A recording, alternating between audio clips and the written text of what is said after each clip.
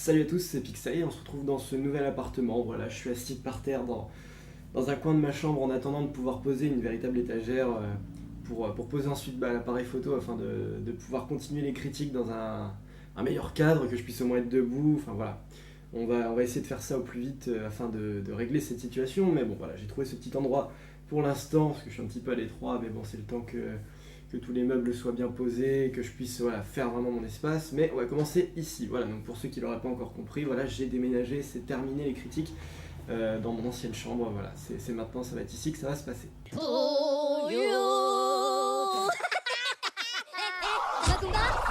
Donc retour gagnant, moi Moche et Méchant 3. Je sais pas pourquoi, mais j'avais totalement oublié d'en parler dans mes critiques, parce que c'était prévu bien sûr, mais à chaque fois que je voyais la bande-annonce, je me disais tiens, faut que j'aille le voir.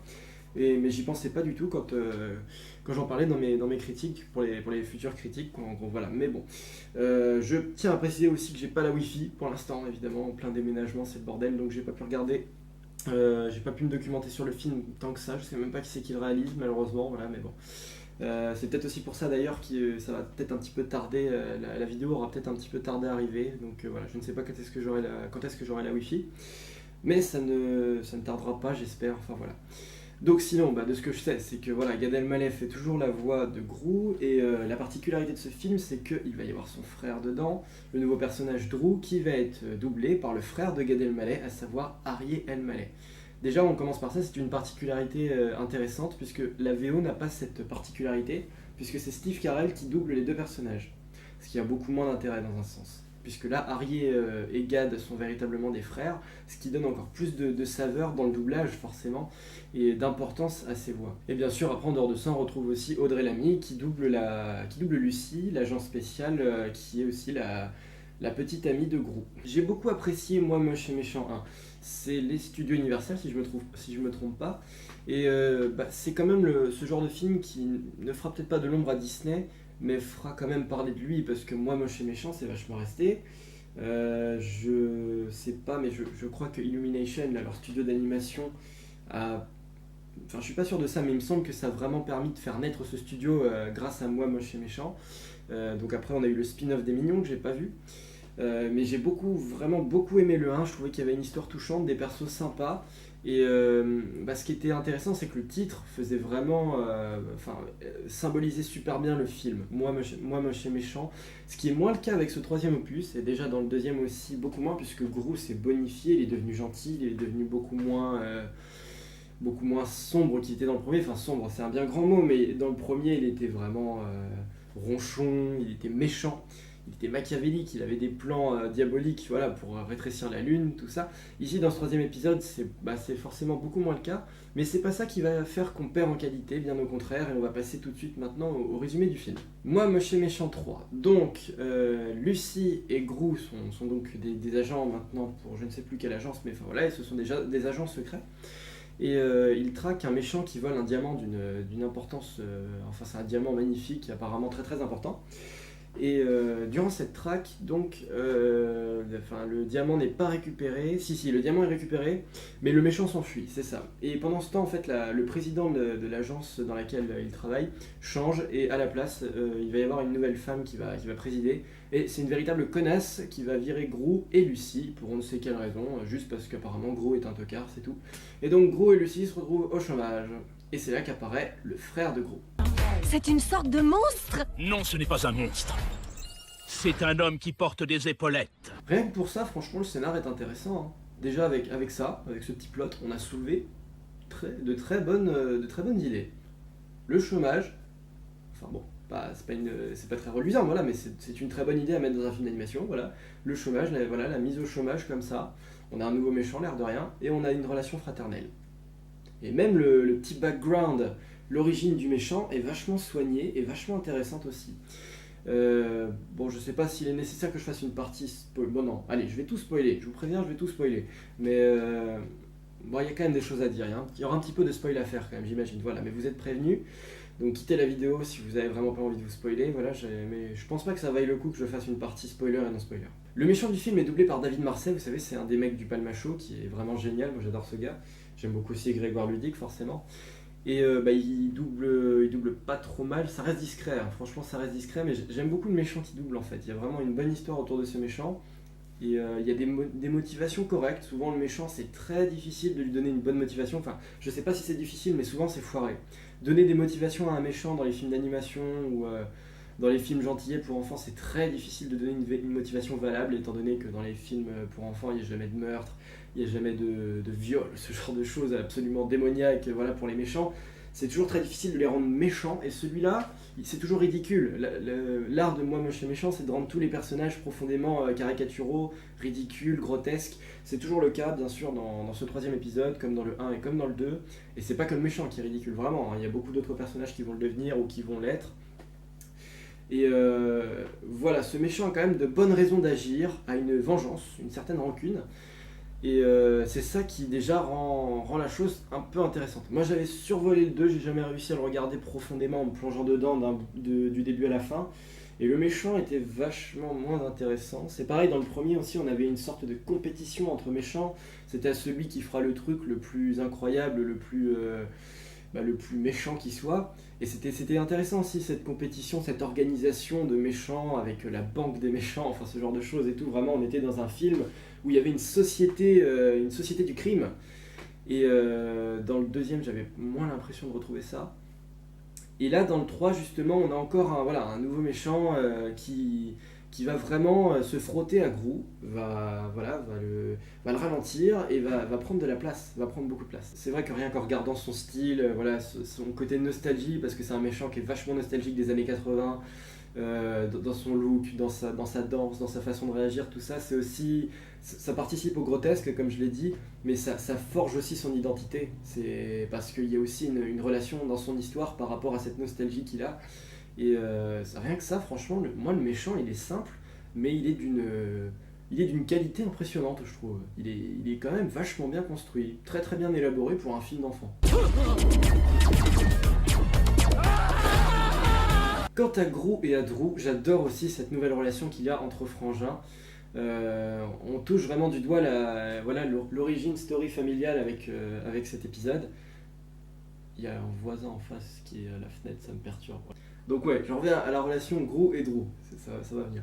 Donc c'était super intéressant. Ce qui est bien, c'est qu'on marque aussi beaucoup leur différence en fait.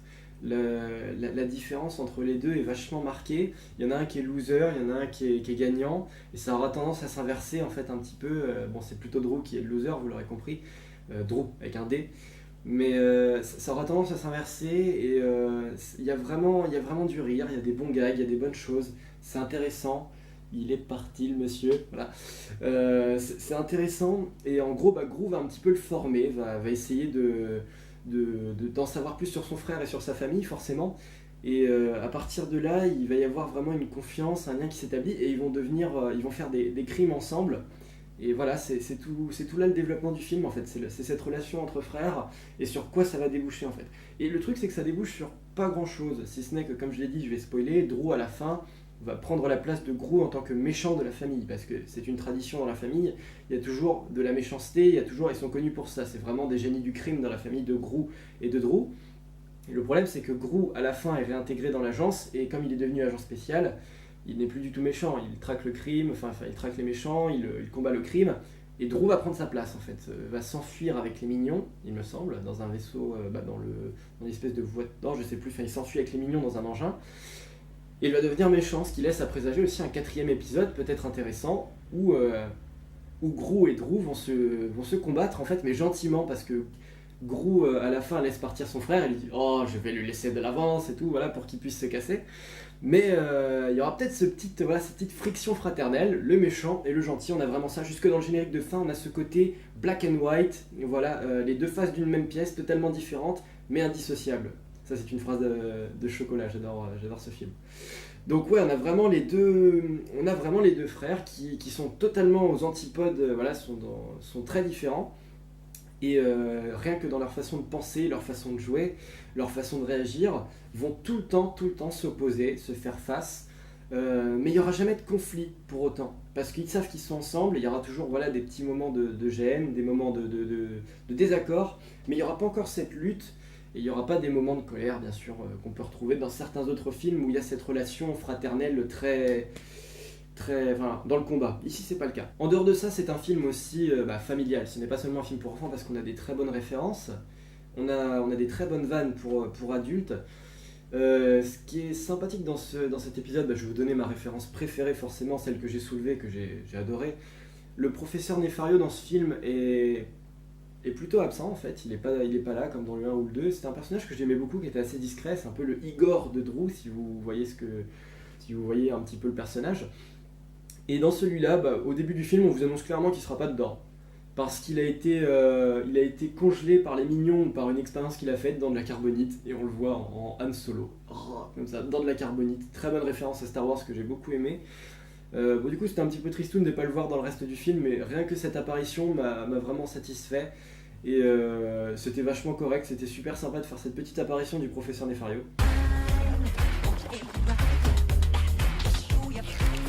Alors après il y a un délire que j'ai pas très bien compris mais qui était plutôt drôle quand même, c'est qu'en fait Drew, ils vont aller le rejoindre au milieu du film, en fait Lucy, Gru et ces 3 filles vont aller chez Drew pour aller le rejoindre, pour le rencontrer pour la première fois, parce que Gru n'était absolument pas au courant qu'il avait un frère. Et le truc bizarre c'est qu'en fait Drew habite dans un pays imaginaire dans le film qui ressemble un petit peu genre à un espèce de Pays Basque vachement chelou. Ils sont tous en béret, ils sont tous là avec un accent, avec leur tradition, je sais plus, il y a le fromage et les cochons, les trucs comme ça. Enfin, c'est un truc vachement chelou. Là-dessus, je sais pas quelle était l'idée exactement. Il y a forcément une idée derrière tout ça, c'est sûr, mais j'ai pas su la saisir. Mais ouais, franchement, c'était chelou, je sais pas, c'est assez bizarre. Il y a des cochons, mais pendant tout le film, toute la partie où ils habitent chez Drew, c'est un pays, en fait, l'emblème national, c'est plus ou moins le cochon. Il y en a partout, toutes les statues qu'on voit, les portraits, c'est des cochons, les meubles sont en cochon.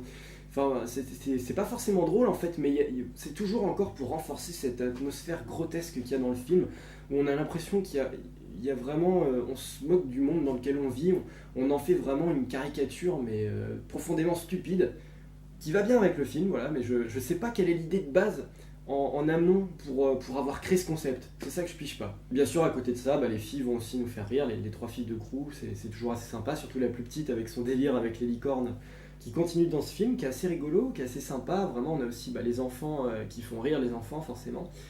Et c'est beaucoup d'innocence. Après, voilà, c'est vraiment ce que j'avais apprécié dans le premier film, c'est l'innocence des 3 filles, ces 3 petites orphelines, voilà, qui essayent de tout faire pour que Gru les accepte et devienne leur papa. Et là, ce chapitre est clos, hein, voilà, c'est vraiment ces filles, tout ça est terminé depuis le 2e épisode déjà, mais on continue vraiment de rire de ces 3 petites qui sont plutôt sympas. Et ouais, franchement, ces 3 petites héroïnes sympas, enfin, elles sont forcément moins mises aussi sur le devant de la scène que dans le premier ou même dans le 2e épisode. Il me semble qu'elles, forcément, avec Drew qui arrive, elles sont légèrement plus en retrait, ce qui est un peu normal. Alors si j'ai un petit reproche à faire, en fait, c'est pas sur le film en lui-même, mais c'est sur les studios et sur Universal. Moi j'aime bien le film, c'est déjà le 3e Moi Moche et Méchant, faut juste relativiser sur un truc, c'est déjà le 3e. J'ai l'impression que graphiquement parlant, en termes de réalisation, en termes de son, de graphisme, il n'y a pas vraiment eu d'avancée par rapport au premier. On a continué l'histoire, ça continue bien, les personnages sont toujours aussi drôles, attachants, il y a toujours des bonnes histoires à raconter, c'est vraiment quelque chose de sympa. Comme je l'ai dit, qui fait pas d'ombre à Disney, mais qui concurrence loyalement avec quelque chose qui tient la route, et qui est aussi qualitatif qu'un bon Disney, voilà. Ça c'est pas le problème. Maintenant le truc c'est que moi, c'est ce que je me suis dit en sortant de la salle, on en a déjà fait 3. Là ils ont un pitch de départ pour le 4e épisode, c'est sûr. Mais les gars, faut faire un peu autre chose maintenant. Si vous, voilà, j'aime bien comme les concepts, voilà, des univers, de Pixar, de Disney, de Marvel, tout ça. Il va pas falloir faire maintenant qu'une seule licence où on va faire un 4e, un 5e épisode et ainsi de suite. Voilà, vous avez même fait Les Mignons, qui est un spin-off, d'accord, mais moi j'aimerais bien maintenant que Illuminations fasse un autre film où on raconte une toute autre histoire, avec un démarrage, avec de tout nouveaux personnages. Voilà, Moi Moche et Méchant était un très bon démarrage, était vraiment une nouveauté savoureuse, qui a permis de faire naître, voilà, si je ne me trompe pas, le studio Illuminations, et qui a fait vivre ensuite Moi Moche et Méchant. Voilà. Moi Moche et Méchant a permis la création d'un studio, et ce studio a permis la continuité de Moi Moche et Méchant. Maintenant, il faut d'autres bébés. Voilà, il faut faire d'autres films, d'animation, vous en êtes capable, vous avez des bons trucs. Il faut améliorer vos techniques de graphisme et de synthèse, parce que là, vous avez affaire à des personnages grossiers, enfin grotesques plutôt, ce que je voulais dire, et ils sont grossièrement faits, voilà, c'est ça que je voulais dire. Mais à force, justement, ça prouve que, à part les filles qui sont plutôt correctes, ont un design... voilà, pas grotesque justement, tous les autres personnages ont vraiment des designs très chelou, avec un gros nez, avec une taille, des toutes petites jambes comme Gru, et un gros torse comme il a, enfin voilà, etc. Tout ça ne renforce pas ça aide pas forcément à savoir s'ils maîtrisent leur animation, s'ils peuvent faire des choses plus jolies, plus travaillées, plus détaillées. Comme ce sont des personnages très grotesques, on voit pas forcément, enfin les détails sont grossis, mais on sait pas s'ils pourraient faire des superbes paysages, des superbes personnages bien modelés, tout ça. C'est pour ça qu'il faudrait faire d'autres films sur d'autres licences, avec un autre aspect des personnages, avec d'autres histoires, avec un autre humour, avec un autre univers, pour voir ce qu'ils peuvent faire d'autre en fait. Moi c'est ça que je recherche, j'aimerais bien maintenant que Illuminations, qui a fait ses preuves, nous plonge dans d'autres histoires sans les mignons, sans Gru, voilà. Vous ferez des suites si vous voulez, si ça marche bien, il n'y a pas de raison. Tant que la suite ne se casse pas la gueule, la suite est légitime. Ils peuvent en faire 10 des Moi Moche et Méchants, s'ils sont tous excellents, il n'y a pas de problème. Ils ont bien fait 6 Star Wars et 8 Harry Potter, même si Harry Potter est adapté de film ou quoi, voilà. Tant qu'une licence marche, ça ne sert à rien de lui couper les ailes. Mais il lui faut aussi des petits frères, moi c'est ça qu'il faut. Il me faut vraiment autre chose pour comparer et pour peut-être, qui sait, améliorer les prochains Moi Moche et Méchants, tout simplement, dans leur histoire, dans le fond et dans la texture, voilà. Voilà, donc c'était ma conclusion. Voilà, je n'ai même pas de conclusion à faire si ce n'est que ça. Voilà. C'est en gros, j'espère que ça ne tournera pas en rond. Voilà, parce que il y a toujours la qualité, mais au bout d'un moment, vous serez capable de faire bien plus, les mecs. Vous en avez le pouvoir, alors ne vous reposez pas trop sur vos lauriers. Et ne misez pas uniquement sur Moi Moche et Méchant. Voilà, même s'il y a la qualité, c'est toujours très sympa, c'est toujours un film à aller voir en famille, avec vos enfants, et vous allez bien vous marrer, il y a des personnages excellents. Et c'est un très bon film d'animation, voilà, pour le début des grandes vacances, voilà, foncez le voir, c'est vraiment super, mais moi je compte sur eux maintenant pour nous montrer autre chose, vous l'aurez compris. Bon, quant à moi, je vous parle de toute la suite en matière de vidéos dans le back retour qui va suivre l'écran de fin, voilà. Et il ne me reste plus qu'à vous dire que je vous conseille d'aller voir Moi Moche et Méchant 3. Salut à tous!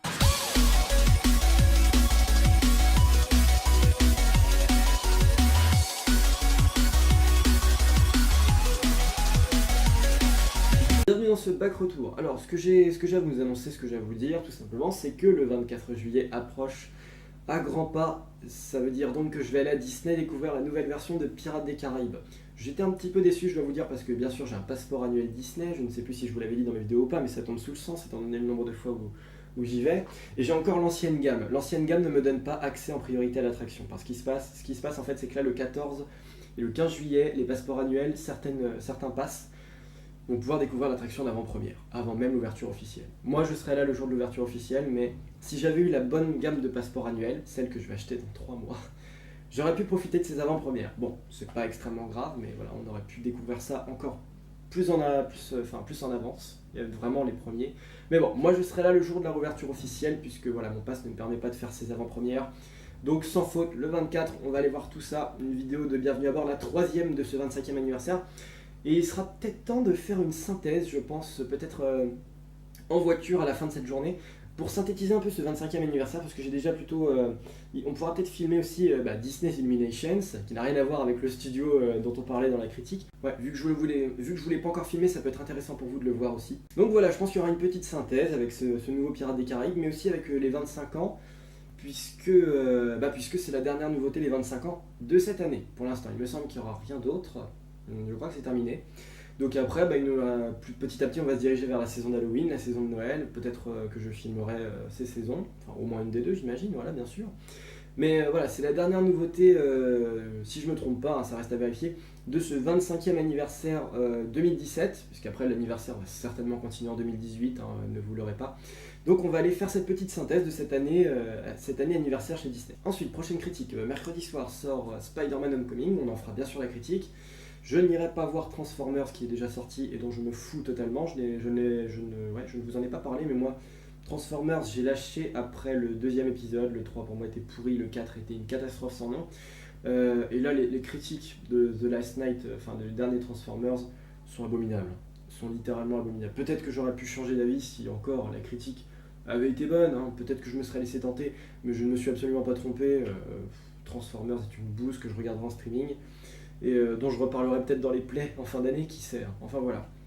Et donc c'est tout, voilà pour ce back retour. Merci à vous d'avoir suivi la critique de Moi Moche et Méchant 3, et merci à vous d'avoir suivi ce back retour. On se retrouve donc très rapidement pour la critique de Spider-Man, et ensuite pour de nouvelles critiques, et bientôt pour la réouverture de Pirates des Caraïbes. Voilà, merci à vous, je vous embrasse, et à la prochaine.